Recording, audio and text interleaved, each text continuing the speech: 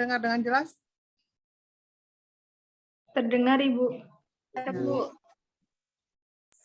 Setelah kita mendengarkan paparan teman-teman tadi dan sudah berdiskusi juga tentang tema iman, Islam, dan ihsan, kita jadi lebih memahami ya. Nah, ini ada beberapa poin yang akan saya sampaikan.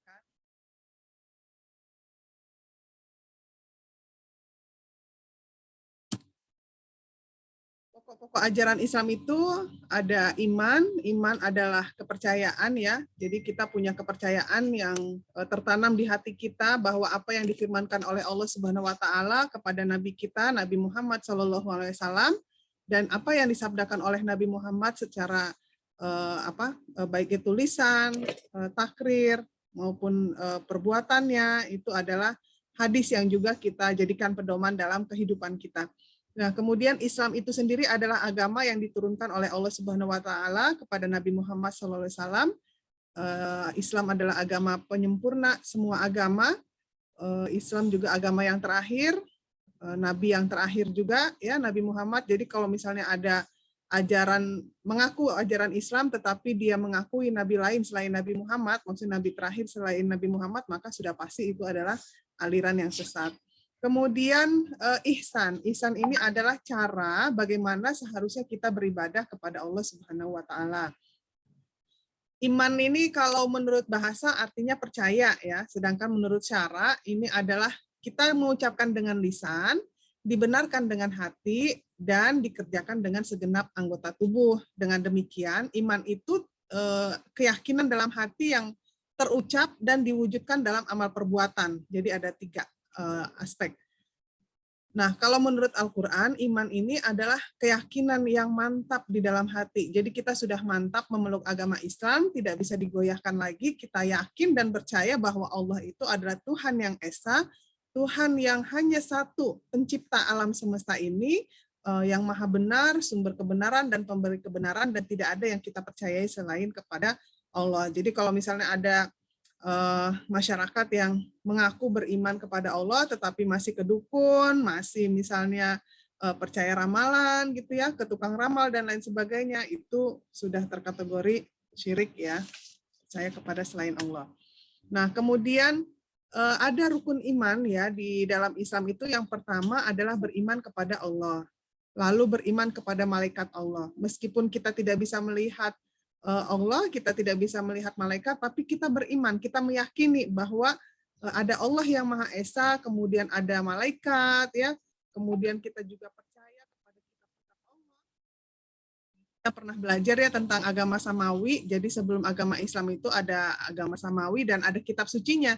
Jadi kitab suci agama Samawi itu berasal dari Allah ya, dari perkataan Allah seperti ini, ada Zabur, ada Taurat, ada Injil, dan setelah itu adalah Al-Quran ya. Ya, tetapi kalau agama lain, yang agama Samawi yang lain, mereka hanya mengakui kitab sucinya saja dan agamanya saja. Jadi contoh misalnya Nasrani, dia tidak mengakui, padahal sudah disebutkan di dalam kitabnya akan ada nabi penyempurna, akan ada nabi terakhir setelah Nabi Isa, tapi mereka tidak percaya. Itu bedanya umat Islam dengan umat yang lain. Jadi kalau kita percaya kepada kitab kita dan kitab-kitab sebelum kita yang diturunkan kepada nabi-nabi sebelum Nabi Muhammad SAW. Nah, lalu kita juga beriman kepada Rasul Allah, Rasul-Rasul dan nabi-nabinya. Ya, nah Rasul terakhir adalah Nabi Muhammad SAW. Kemudian kita percaya kepada hari akhir. Kita meyakini bahwa akan ada hari setelah hari kita di dunia ini ya, ada hari pembalasan. Sehingga apapun yang kita lakukan di dunia ini, kita selalu berpedoman kepada Al-Quran dan hadis. Di situ ada larangan, ada anjuran, ada kewajiban. Gitu ya. Jadi kita misalnya wajib beribadah, wajib sholat, wajib zakat, wajib puasa di bulan Ramadan, dan lain sebagainya. Maka kita percaya itu dan kita selalu berpedoman kepada Al-Quran dan hadis.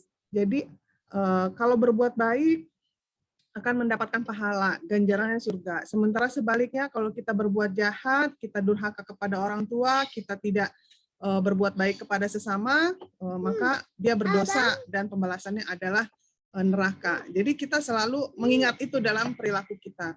Kemudian kita juga beriman kepada qada dan qadar ya. Jadi kita meyakini bahwa apapun yang terjadi dalam kehidupan kita, misalnya tertimpa musibah atau misalnya terkena bencana alam, kemudian misalnya juga sakit gitu ya, diberikan penyakit, kita semua berserah diri kepada Allah dan kita meyakini, percaya bahwa tidak ada satu hal pun di dunia ini yang bisa terjadi tanpa seizin Allah gitu. Contoh sekarang kita sudah hampir 2 tahun ya berada dalam pandemi COVID gitu ya. Kalau orang yang nggak beriman mungkin dia bertanya, kenapa sih Allah menciptakan COVID, kenapa Allah menciptakan pandemi gitu ya, sehingga banyak orang meninggal, keluarganya wafat, kemudian banyak ulama, banyak ilmuwan yang berpulang gitu ya. Nah, pasti ada hikmah di balik suatu peristiwa ya. Hikmah yang terkecil aja, hikmah terminim ya, kita bisa lebih dekat dengan keluarga gitu ya. Dengan adanya pandemi ini kita bisa lebih bersama-sama dengan keluarga yang tadinya misalnya sama-sama sibuk ya. Anak-anak sekarang lebih mendapatkan perhatian yang utuh dari orang tuanya. Kemudian kita menjadi lebih bersih, lebih sehat karena kita menerapkan pola hidup bersih dan sehat ya. Yang tadinya kita kalau mau apa-apa asal comot gitu ya, maksudnya dari mana-mana nggak cuci tangan, kita langsung ambil makanan. Nah sekarang sedikit-sedikit cuci tangan, sedikit-sedikit kita mandi. Kalau dari luar pasti mandi gitu ya, biar kuman-kuman dari luar itu nggak masuk ke dalam rumah, dan ketika berinteraksi dengan orang rumah semua bisa steril gitu ya, nggak kena kuman gitu dan lain sebagainya. Jadi itu hikmah terkecilnya. Kemudian polusi udara, ada beberapa survei yang merilis bahwa ternyata udara di ibu kota aja ya, di Jakarta misalnya, yang tadinya kalau setiap hari itu dia asap-asap knalpot gitu ya, kemudian dari industri dan lain sebagainya itu mengotori udara, tercemar gitu ya, polutan gitu. Nah sekarang dengan adanya pandemi ini lebih bersih, apalagi selama masa PPKM karena dibatasi gitu ya, kemudian yang bekerja juga dibatasi, misalnya dari beberapa sektor yang pendidikan kayak kita dari rumah. Ini kan udah berapa hematnya itu sudah berapa banyak gitu ya, yang masing-masing tadinya harus keluar bensin berapa liter, terus mengeluarkan polusi udara dari kendaraannya masing-masing berapa ini ya hitungannya gitu. Nah itu hikmah terminim, hikmah terkecil. Nah hikmah lainnya wallahu a'lam, yang jelas kita beriman kepada qada dan qadar. Jadi apapun yang terjadi itu atas kehendak Allah. Jadi bahkan daun gugur pun itu juga atas kehendak Allah. Kemudian Islam. Nah, Islam itu artinya damai, selamat, sedangkan menurut syara, Islam itu adalah agama Allah yang mengajarkan keimanan. Dia mentaukidkan Allah, menentang segala bentuk kemusyrikan, kezaliman, kekufuran, kebatilan, dan lain sebagainya. Kita tahu Islam itu diturunkan di Arab ya, dan sebelum Islam datang ke Arab itu kan mereka itu jahiliyah. Semua perbuatan perilaku buruk itu ada pada penduduk Arab masa itu. Mereka percaya dengan adanya patung-patung berhala, menyembah berhala, kemudian mereka juga melakukan banyak perbuatan keji ya, kemudian anak-anak perempuan dibunuh dan lain sebagainya. Nah, ini jadi Islam datang membawa kedamaian dan mengajarkan keimanan dan mengajarkan bahwa Allah itu adalah pencipta. Allah itu hanya satu, tidak ada Tuhan yang banyak seperti yang mereka percaya itu. Nah, jadi kalau misalnya kita sudah beriman kepada Allah, kita sudah memeluk agama Islam, maka jangan lagi kita mempercayai misalnya kalau mau ujian harus apa, ada ritual-ritual khusus. Ritualnya harus belajar gitu, nggak usah pakai sesajen atau apa gitu kan. Terus juga kalau misalnya kita mau berhasil, mau biar tembus UMPTN, kalau zaman saya dulu namanya UMPTN, sekarang apa? Apa namanya pas kalian masuk itu? SPMB ya, yang ujian masuk perguruan tinggi. Nah, SPMB ya. Nah, misalnya kalau mau masuk perguruan tinggi biar tembus, biar lulus harus ke apa? Ke dukun. Terus kalau mau diterima kerja pas wawancara kerja, biar orang yang mewawancarai itu memberikan nilai yang tinggi diguna-gunain. Terus biar seseorang yang kita suka hatinya itu nggak kemana-mana, dipelet dan lain sebagainya. Nah, itu termasuk bentuk kemusyrikan gitu ya. Jadi kita tidak boleh percaya hal-hal seperti itu. Serahkan semuanya kepada Allah gitu ya. Jadi apapun yang terjadi ya itu atas kehendak Allah, tetapi kita harus berusaha gitu. Bukankah Allah sudah mengajarkan kepada kita ya. Jadi Allah tidak akan merubah nasib suatu kaum kalau kita tidak mau berusaha gitu ya. Jadi kalau kita mau pintar, kalau kita mau lulus dalam SPMB atau kita mau berhasil dalam suatu kegiatan ya kita harus ikhtiar gitu. Ikhtiar, berdoa, belajar gitu kan. Adapun hasilnya nanti ya memang itu sudah qadarullah. Ada juga misalnya orang mau pemilihan kepala desa atau pemilihan bupati, dia pokoknya jor-joran, dia keluarkan banyak uang, dia sogok warga untuk memilih gitu kan. Nah, warga sekarang kan sudah cerdas, sudah pintar-pintar gitu ya. Uangnya diterima, tetapi pilihan belum tentu. Udah gitu akhirnya stres. Nah, jadi terus dia kedukun dan lain sebagainya itu nggak perlu gitu ya. Jadi kita ikhtiar, tetap berikhtiar, berusaha apa yang kita bisa, menunjukkan kinerja terbaik, menunjukkan prestasi terbaik, berdoa, minta restu kepada keluarga, terutama orang tua gitu. Nah, kemudian hasilnya kita serahkan kepada Allah. Itu sudah yang penting kita sudah berusaha. Tetapi insya Allah biasanya sih kalau orang yang tekun, orang yang rajin itu kadang mengalahkan dengan orang yang pintar tetapi dia berleha-leha. Gitu.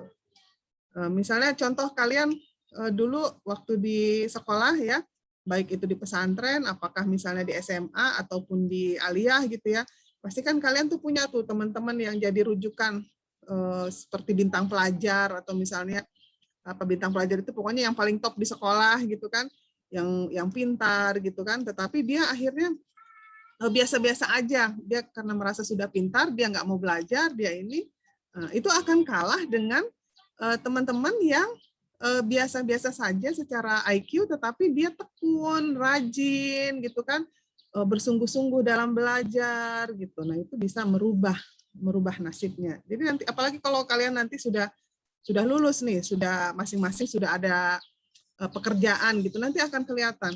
Dulu contoh misalnya teman-teman saya dulu ada yang pintar banget gitu kan, tapi ya gitu.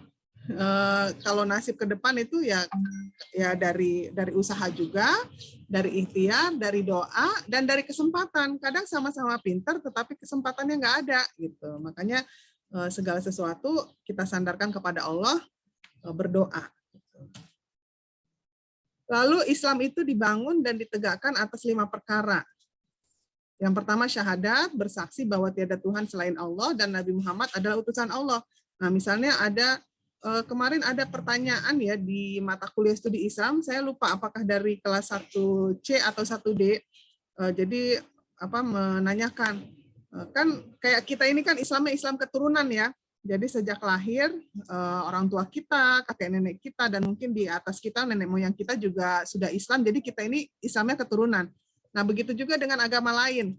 Mereka juga agamanya agama keturunan karena kebetulan orang tuanya agamanya non-muslim, maka dia juga agamanya non-muslim gitu. Nah, lalu bagaimana? Apakah masuk surga atau tidak gitu? Pertanyaannya seperti itu. Nah, ini kan kalau dia sudah dewasa gitu ya, walaupun misalnya dia tadi agamanya non-muslim itu keturunan, tetapi kan setelah dia dewasa dia bisa berpikir, dia punya ilmu. Kemudian sekarang media banyak, apalagi kalau tinggal di perkotaan gitu ya, informasi tentang agama Islam itu banyak sekali, ceramah-ceramah banyak gitu ya. Nah, kalau dia sudah sampai dakwah kepadanya, tetapi dia tidak mengikutinya, maka ya dia sudah terkena hukum musyrik tadi itu syirik gitu. Jadi kalau non Muslim misalnya udah dewasa, kemudian dia berniat masuk Islam, maka yang pertama harus dilakukan adalah melakukan syahadat, bersaksi tiada Tuhan selain Allah dan Nabi Muhammad adalah utusan Allah. Saya punya teman dulu di pesantren, mungkin kalian kenal Kokolim. Ada yang pernah dengar ceramahnya enggak? Nah, itu teman seangkatan saya di pesantren. Beliau itu dulu non-Muslim, satu keluarga non-Muslim, Chinese juga soalnya. Akhirnya dia mendapat hidayah dan dia masuk Islam, kemudian dia masuk pesantren, kemudian setelah selesai di pesantren melanjutkan kuliah di IIKI dan hafal Quran. Setelah itu dia berdakwah dan keluarganya itu satu persatu akhirnya masuk Islam dibawa oleh Kokolim ini. mulai dari ibunya, ponakannya, kakaknya dan lain sebagainya. Yang saya ikuti itu sebagian akhirnya masuk Muslim gitu ya. Jadi ya itu tadi, walaupun awalnya non Muslimnya itu keturunan, tetapi karena sudah sampai dakwah kepadanya dan dia mendapatkan hidayah, maka dia terkena hukum ini, ya percaya kepada Allah gitu. Kalau nggak percaya ya jatuhnya syirik gitu ya. Dan syirik itu kan kalau menurut kepercayaan kita kan menyekutukan Tuhan dan masuk neraka gitu, kurang lebih seperti itu. Nah, lalu yang kedua adalah kita harus menegakkan sholat 5 waktu. Menurut suatu hadis, sholat itu adalah tiang agama. Barang siapa yang mengerjakan, berarti dia mengerjakan atau menegakkan agamanya. Dan barang siapa yang meninggalkannya, berarti ia meruntuhkan agamanya. Jadi yang paling utama adalah sholat 5 waktu. Gitu. Dan alhamdulillah kalau misalnya kalian masih setelah sholat 5 waktu juga ada sholat-sholat sunnah lainnya dikerjakan. Kemudian yang ketiga adalah berpuasa di bulan Ramadan. Nah, puasa ini kan menahan hawa nafsu supaya tidak makan, tidak minum, tidak marah, jadi menahan amarah dan menahan berbagai perbuatan-perbuatan yang dilarang ya sejak mulai azan subuh hingga azan maghrib gitu. Nah, jadi ada hikmahnya gitu ya, dengan berpuasa kita menjadi lebih empati kepada masyarakat di sekitar kita. Alhamdulillah nih kita masih diberikan kesehatan, kita masih diberikan rizki melalui orang tua, bisa makan, bisa minum yang enak gitu ya, bisa milih. Tetapi ada juga saudara-saudara kita yang bahkan untuk makan nanti sore misalnya dia nggak tahu dapat dari mana. Ada juga yang masih untung dia bisa makan 1 hari 1 kali. Ada juga yang sama sekali tidak mendapatkan makanan. Apalagi di masa pandemi ini kan banyak yang terdampak ya. Yang di sektor-sektor non formal itu banyak yang terdampak. Apalagi contoh kecil deh di kampus nih. Di kampus itu suasananya sangat hidup ya sebelum pandemi. Banyak yang sektor ekonominya itu ikut meningkat. Contoh di sekitar kampus ada kos-kosan. Nah, masa pandemi ini kan kos-kosan udah 2 tahun kosong gitu ya, banyak saya lihat kos-kosan akhirnya banyak yang dijual karena ya itu nggak nutup gitu kan. Terus di sepanjang jalan Pesanggerahan, kalau kalian tahu di sebelah kampus utama itu banyak pedagang gitu kan, yang beli ya mahasiswa, dosen, pegawai gitu. Nah, terus semasa pandemi ini, apalagi sekarang pintu-pintu kan ditutup tuh di kampus, hanya 1 pintu kalau nggak salah ya, akses keluar masuk itu sekarang hanya di pintu utama. Dulu itu ada pintu samping yang kalau kita mau jajan gitu kan ada. Nah, itu berapa banyak itu yang akhirnya gulung tikar gitu ya, karena ya mahasiswa kan di rumah saja gitu, kita learn from home gitu. Akhirnya ya tingkat perekonomian juga banyak yang terdampak gitu. Nah, dengan berpuasa ini kita menjadi lebih empati gitu, kita merasakan apa yang warga kurang mampu ini rasakan, sehingga kita menjadi lebih tergerak hati kita untuk membantu sesama. Kalau ada rezeki kita beri ya, apalagi di dalam Islam itu kan ada kewajiban berzakat ya. Nah, ini membayar zakat yaitu memberikan sebagian kekayaan kepada yang berhak menerimanya atau mustahik jika mencapai nisab atau jumlah minimal dan mencapai haul atau batas waktu untuk berzakat. Kalau yang di bulan Ramadan itu kan zakat fitrah.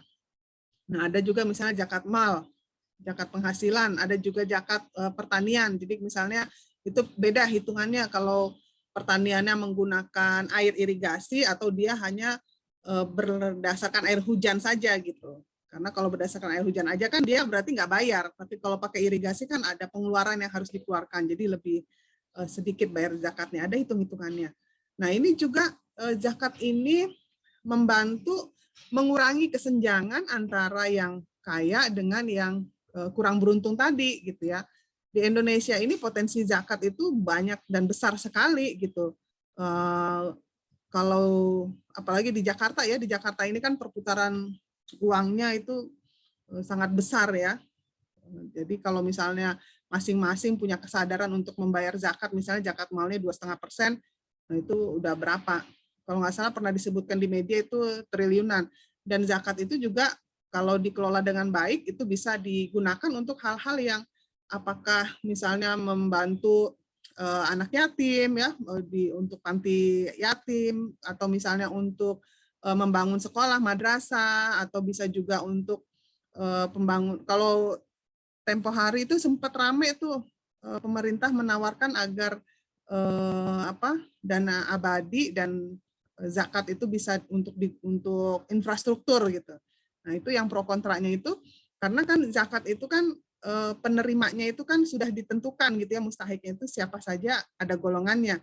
Nah, kalau misalnya untuk infrastruktur kan itu bukan hanya muslim, tetapi juga non-muslim juga kan menikmati fasilitas infrastrukturnya itu. Jadi sempat pro dan kontra waktu itu. Lalu ada juga undang-undang zakat kan, di Indonesia sudah ada undang-undang tentang zakat yang mengatur siapa yang berhak untuk menarik zakat itu gitu. Nah, kan di Indonesia ini banyak ya lembaga-lembaga, masjid-masjid, yayasan-yayasan yang menarik zakat atau mengumpulkan zakat gitu. Ada yang memang benar-benar memang dia lembaga yang kompeten atau lembaga yang istilahnya ya, yang memang dia kredibilitasnya itu terpercaya gitu. Tetapi ada juga pihak-pihak tertentu yang nggak jelas gitu. Misalnya kita pernah ini kasus di beberapa, terutama di kota-kota besar ya, dan ini diungkapkan oleh dinas sosial. Jadi dinas sosial ini menemukan banyak yayasan fiktif yang dia misalnya modal surat seolah-olah dari yayasan yatim piatu atau seolah-olah dari mana gitu ya, meminta sumbangan atau zakat dari masyarakat. Nah, ternyata tidak digunakan untuk semestinya, digunakan untuk kepentingan pribadi gitu ya. Alasannya ya karena dia sebetulnya sudah harusnya sih dia bekerja gitu ya, untuk memenuhi kehidupannya dia harusnya bekerja, tetapi karena berbagai macam faktor, misalnya karena ya pengen cepat untung, pengen ini ya gitu. Itulah akhirnya latar belakangnya kira-kira kenapa dibentuk undang-undang zakat. Jadi diatur tuh lembaga mana saja yang berhak mengumpulkan zakat itu harus tersertifikasi gitu. Nah, tetapi ada juga di setiap kebijakan itu kan ada pro dan kontra ya, dan masing-masing pro kontra itu kadang ada benernya juga.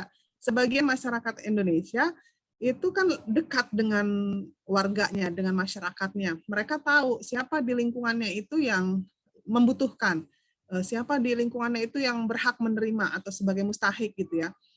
Jadi misalnya kalau mau, terutama misalnya pas bulan Ramadan gitu ya, di data siapa janda-janda yang kurang mampu, siapa anak-anak yatim gitu kan, sehingga dialokasikan nih untuk zakatnya itu ke siapa-siapanya. Jadi kita merasa lebih yakin gitu loh, apa yang kita zakatkan itu nyampe ke orang yang tepat. Nah, beberapa masyarakat ini punya kekhawatiran kalau misalnya dia setorkan ke lembaga, kan ada di Indonesia itu namanya Basnas ya, Badan Amil Zakat Nasional, itu tingkat nasional. Kalau yang di daerah, di provinsi namanya Basda. Nah, terus di bawahnya lagi ada namanya LAS. LAS itu Lembaga Amil Zakat gitu. Nah, itu kalau nggak salah harus mendaftarkan diri gitu untuk menjadi lembaga yang boleh mengumpulkan zakat masyarakat itu. Nah, itu jadi beberapa masyarakat khawatir gitu kalau dia menyalurkan ke nasional misalnya atau ke provinsi, kira-kira sampainya kemana? Jangan-jangan yang tetangga kita yang terdekat yang membutuhkan itu justru nggak dapet. Gitu. Ya itu sih anunya, pro kontranya. Nah, kemudian selanjutnya adalah berhaji ke Baitullah bagi orang yang mampu akan perjalanannya. Nah, mampu ini tidak hanya mengongkosi dirinya sendiri, tetapi orang yang ditinggalkan juga harus diberi bekal, harus diberi nafkah. Jangan sampai bapaknya berangkat haji, tetapi anak istrinya di rumah nggak makan, gitu. Jadi jangan sampai terlantar gitu. Dan haji ini di Indonesia sendiri adalah cita-cita sebagian besar umat Islam. Jadi minat masyarakat Indonesia untuk berhaji itu luar biasa tinggi. Bahkan misalnya sudah pernah sekali naik haji, dia akan pengen gitu ya. Sehingga ada regulasi undang-undang tentang ibadah haji, penyelenggaraan ibadah haji, itu yang diprioritaskan adalah orang yang belum pernah naik haji, gitu, sama orang yang sudah berumur, gitu. Karena kan waiting list di Indonesia ini tinggi sekali, jauh, maksudnya jaraknya panjang. Misalnya kalian daftar sekarang nih, itu bisa jadi paling cepat tergantung ini tempatnya. Kalau di Jakarta waiting list-nya udah di atas 15 tahun, mungkin hampir 20 tahun. Jadi kita daftar sekarang, memenuhi kuota minimal, uang minimalnya itu, saldo minimal untuk naik haji itu kalau nggak salah 20 juta, 25 juta gitu ya. Atau udah naik, saya kurang tahu sekarang, karena sudah 2 tahun ditunda ya pelaksanaan ibadah hajinya. Nah, apalagi sudah ditunda 2 tahun ini, berarti kan waiting list itu daftar tunggunya itu ya, tambah panjang gitu, bisa mungkin hampir 20 tahun gitu. Kita nggak tahu kapan lagi kita nih bisa naik haji gitu kan. Nah, dan di masyarakat ada kayak apalagi di daerah ya, dipanggil Bu Haji, Pak Haji itu kayaknya lebih bangga dibanding misalnya punya gelar doktor gitu. Jadi haji itu semacam gelar tambahan gitu. Kalau pulang haji, Bu Haji, Pak Haji gitu. Senang sekali dia dipanggil seperti itu gitu. Nah, jadi dan di Indonesia ini setiap tahun keberangkatan itu jumlah jamaahnya paling besar sedunia. Walaupun Indonesia ini bukan asasnya Islam, kita kan berasasnya Pancasila ya, tetapi mayoritasnya Muslim dan jumlah Muslimnya itu terbesar, 80-90% ya Muslim di Indonesia dibanding seluruh penduduk yang beragama lain. Nah ini kalau sekali berangkat itu sekitar 210.000 jamaah paling banyak. Nah sementara yang negara lain itu kadang udah dikasih kan menghitung jamaah yang berangkat itu kalau nggak salah itu dihitung berdasarkan jumlah penduduk, misalnya per berapa gitu ya perbandingannya. Jadi jumlah penduduk berapa, nanti itulah kuotanya itu bisa ditentukan berapa orang gitu. Nah untuk negara lain kadang kuota yang untuk mereka itu padahal sudah sedikit ya, tetapi tidak penuh juga gitu. Sementara kita sampai luber-luber, ngantrinya panjang banget gitu. Nah biasanya kalau masih ada kuota dari negara lain yang masih sisa, itu ditawarkan ke Indonesia gitu. Ya tergantung lobby juga. Kalau pemerintahnya lobbynya bagus ya kuotanya bisa nambah gitu. Kemudian ini tentang ihsan. Nah, ihsan ini adalah bagaimana seharusnya kita beribadah. Jadi, dengan ihsan ini akan membawa ibadah kita ke makam yang lebih dekat kepada Allah. Makam itu artinya tingkatan ya. Dengan perasaan yang penuh harap, perasaan yang takut, khusyuk, ridho, ikhlas gitu ya. Jadi kita dalam melakukan semua tindakan kita takut. Takut misalnya kalau begini nanti berdosa. Akhirnya kan kita tidak jadi melakukan perbuatan yang terlarang. Terus kita ikhlas kalau terjadi sesuatu ya kita ikhlas atas ketentuan dan ketetapan yang diberikan oleh Allah gitu kan. Kemudian dalil tentang ihsan ini ada di Quran surat An-Nahl ayat 128. Sesungguhnya Allah beserta orang-orang yang bertakwa dan orang-orang yang berbuat ihsan. Kemudian ada juga sabda Rasulullah hadis riwayat Muslim, yaitu engkau beribadah kepada Allah seakan-akan engkau melihatnya. Dan jika engkau tidak merasakan begitu, ketahuilah bahwa dia melihatmu. Nah contoh nih, kita nih kadang-kadang kan misalnya lagi belanja nih, lagi ke kantin atau lagi di mana gitu ya. Nah di kantin itu kan, atau di warteg, dia biasa, atau di prasmanan gitu ya, ada nampan gorengan, ada gorengan. Kalau di Palembang itu suka ada anekdot itu makan pempek. Orang Palembang kan suka makan pempek. Dia makan, terus udah makan, giliran bayar, dia makan yang 4. Tapi yang dibayar ngakunya 2. Gitu. Nah, yang 2 berarti kan nggak dibayar. Yang penjualnya nggak tahu, gitu, dia terima aja. Gitu kan. Sementara, ya kalau kita melihat ini hadis ini, jadi semua perbuatan kita, walaupun orang itu tidak tahu, tetapi Allah melihat apa yang kita lakukan. Jadi ini akan mencegah kita dari perbuatan yang tidak bagus ya, dari perbuatan yang terlarang. Kemudian misalnya mau ini kita ke mall, di mall itu ada barang yang unik, imut, cantik, misalnya ada apa gitu kita, terus kita selipin, ada yang nyelipin ke kantong, mungkin lolos gitu, tetapi lolos dari penjagaan SPG, tetapi kan itu sudah tercatat di kiri kanan kita ini ada malaikat pencatat juga gitu ya, dan Allah selalu melihat apa yang kita lakukan. Nah, kalau kita meyakini bahwa di mana-mana perbuatan kita itu pasti akan dilihat oleh Allah, maka kita pasti tidak akan melakukan perbuatan tercela itu. Lalu, nah ihsan ini ada dua macam. Yang pertama ihsan dalam beribadah kepada Sang Pencipta, yang kedua adalah ihsan kepada makhluk ciptaan Allah.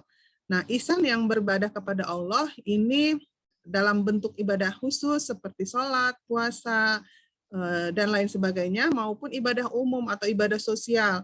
Misalnya ini belajar mengajar ini termasuk ibadah. Jadi kalian ini, orang-orang yang sedang menuntut ilmu ini adalah sedang dalam rangka jihad. Ya, itu ada jaminannya bahwa orang yang berjihad dalam menuntut ilmu, jaminannya surga. Contoh nih, saya mendengar ada beberapa bulan yang lalu ya, belum lama, mungkin bulan kemarin, ada dosen dari Padang, dia ini sedang menyelesaikan disertasinya. Dia sudah ujian pendahuluan, tinggal satu kali ujian namanya promosi doktor. Terus dia setelah ujian pendahuluan itu kan ini menyampaikan hasil penelitian ya, seminar hasil penelitian. Sudah, tinggal sedikit aja, tinggal revisi sedikit aja gitu ya. Terus padahal dia dari Padang loh. Waktu di Padang dia sehat-sehat aja. Cuma waktu itu pandemi di Jakarta dan di Ciputat, Tangsel itu sedang tinggi-tingginya, zona merah.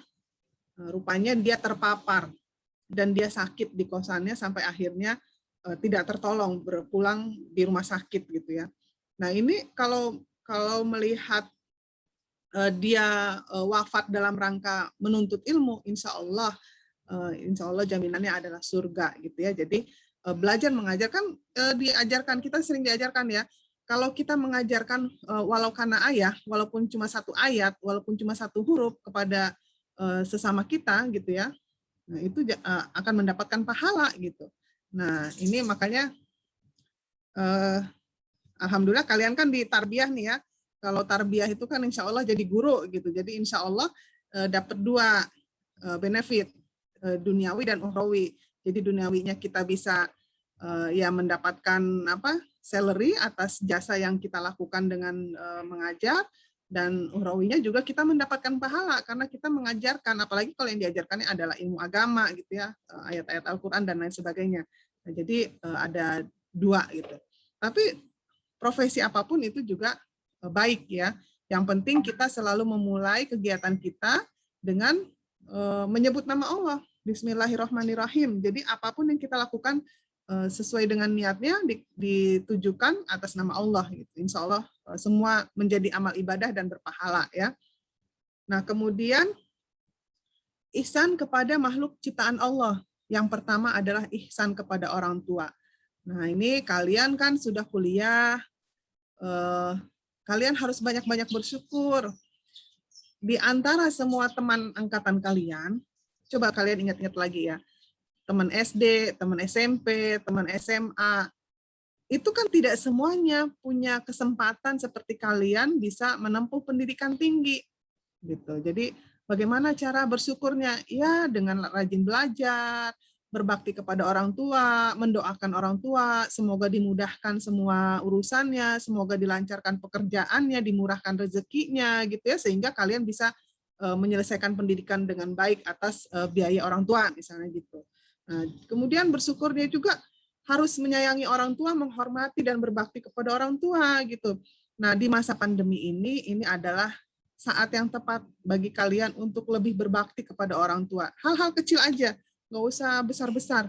Misalnya kalau ngelihat ibunya lagi masak, nah ini terutama yang perempuan-perempuan nih, calon ibu, ya ikut bantu motong-motong sayur aja itu pasti emaknya udah seneng banget itu, udah berbunga-bunga itu dibantuin cuma motong sayur aja gitu ya.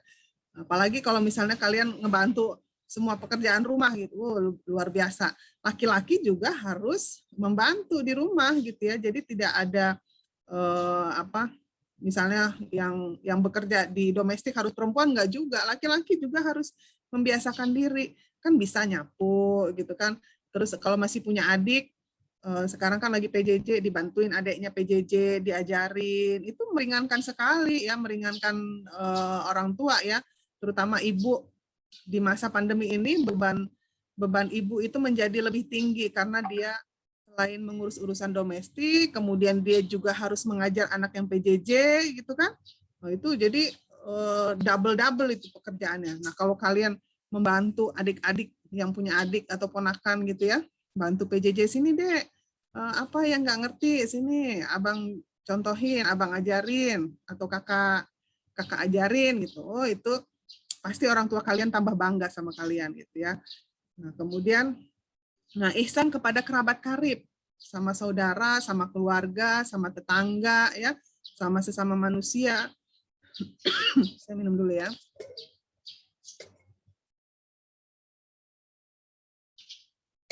Nah, jadi kemudian ihsan kepada binatang. Nah, walaupun itu hanya binatang, tetapi jangan disakiti gitu ya. Misalnya ada kucing liar, kalau kalian nggak mau ngasih makan, jangan dipukul. Gitu. Kalau mau kasih makan, alhamdulillah gitu. Kemudian, nah apa sih hubungannya antara iman, Islam, dan ihsan? Masih pada menyimak kah? Masih, Bu. Masih, Bu. Masih, Bu. Soalnya kalau di tempat saya suasananya sepoi-sepoi, ini habis hujan, jadi cuacanya agak-agak ada angin sedikit gitu kan, semeriwing. Bu, tanaman banyak banget itu, Bu. Iya, hikmah pandemi, jadi lebih seger, menambah oksigen. Kita lanjut ya, hubungan iman, Islam, dan ihsan. Nah, secara teori ini ketiga hal ini berbeda, tetapi pada prakteknya ini tidak bisa dipisahkan satu sama lain, jadi saling mengisi gitu ya. Kalau iman itu kan tadi menyangkut keyakinan dalam hati, kepercayaan kita. Kita percaya Allah itu Esa, kita percaya Nabi Muhammad adalah Rasul terakhir. Nah, kemudian Islam itu kan keselamatan ya, keselamatan, kesentosaan, patuh, tunduk gitu ya.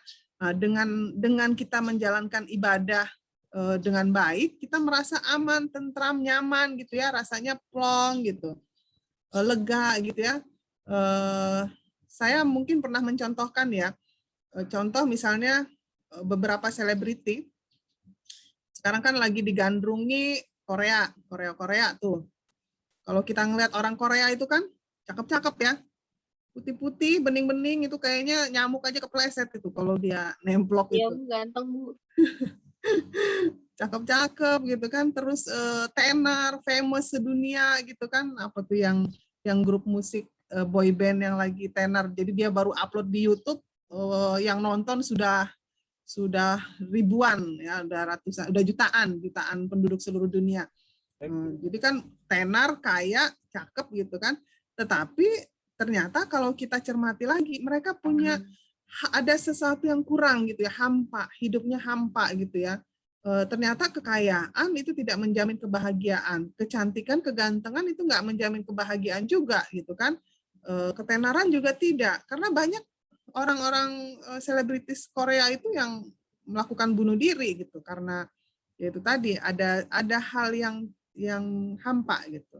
Nah, beda dengan kalau kita punya keyakinan dan kita menjalankan keyakinan kita itu dengan baik ya. Misalnya kita seorang muslim ya, kita jalankan semua perintah dan larangannya, insya Allah hati kita tentram gitu ya, ada pedomannya gitu ya.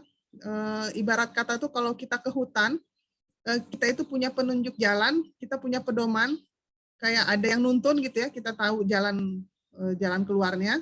Sementara kalau kita nggak punya penuntun, nggak punya pedomannya, nggak ada petanya, kita nyasar gitu. Nah, itu kira-kira analoginya. Nah, kemudian ihsan itu kan artinya berbuat baik ya. Karena kita merasa diperhatikan oleh Allah, kita jadi melakukan perbuatan-perbuatan baik. Nah, jadi ketiga hal ini adalah ajaran yang penting dalam Islam, saling mengisi. Iman memberikan dasar untuk pengamalan keislaman, sedangkan Islam itu adalah bukti adanya iman dan memupuk keimanan itu sendiri, dan ihsan itu adalah hasil dari pelaksanaan iman dan Islam dalam bentuk akhlak yang mulia. Nah, jadi pasti akan berbeda. Misalnya kita sama-sama Islam nih, contoh ya, mungkin kalian pernah ngelihat anak-anak pang ya. Saya tidak seuzon, tetapi kalau kalian teliti, coba tanya mereka sholat atau enggak yang muslim gitu kan. Terus misalnya preman-preman tuh sebagian besar itu kan pasti muslim ya, tapi mereka sholat apa enggak gitu. Jadi Islamnya itu hanya Islam di KTP gitu. Nah itu akan berbeda dengan orang yang Islam tetapi dia menjalankan semua kewajibannya, dia beribadah ya, paling enggak sholat 5 waktu itu enggak telat gitu kan. Kemudian semua zakat, puasa dan lain sebagainya itu dia laksanakan, berbuat baik sesuai dengan ajaran Islam. Nah itu akan beda dari perbuatannya. Kita mungkin pernah ngeliat orang kayaknya kalau ngeliat dia itu kok santun sekali gitu ya. Kalau dia ngomong itu kok adem gitu, kayaknya nyes gitu loh, menenangkan gitu ya. Kayak kita kalau ngeliat ustadz itu kan menenangkan gitu ya. Sementara kalau kita ngeliat preman-preman itu, dia nggak ngapa-ngapain aja rasanya auranya itu nggak adem gitu. Karena dia nggak sholat gitu, karena dia nggak sholat, apalagi menjalankan ibadah yang lain. Jadi ya itu, kalau kita mengaku beragama Islam, laksanakan semua ibadahnya, kita jalankan semua perintahnya dan kita jauhi semua larangannya, maka itu nanti akan keluar implementasi dari akhlaknya itu kelihatan gitu loh. Ya lebih santun, misalnya kita jadi kalau berperilaku itu lebih santun, terus lebih menghargai orang gitu, akan beda rasanya.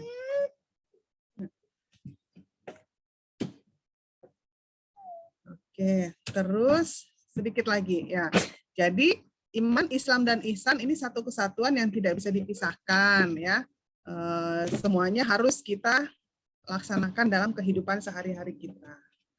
Itu saja yang bisa saya sampaikan dalam perkuliahan sore hari ini. Mudah-mudahan berkah, bermanfaat apa yang sudah kita pelajari bersama sejak membaca paper Prof. Dede, mendiskusikan dan mempresentasikan sampai menyimak apa yang dosen sampaikan. Insya Allah apa yang kita pelajari itu kita laksanakan, kita terapkan biar lebih berkah dan bermanfaat.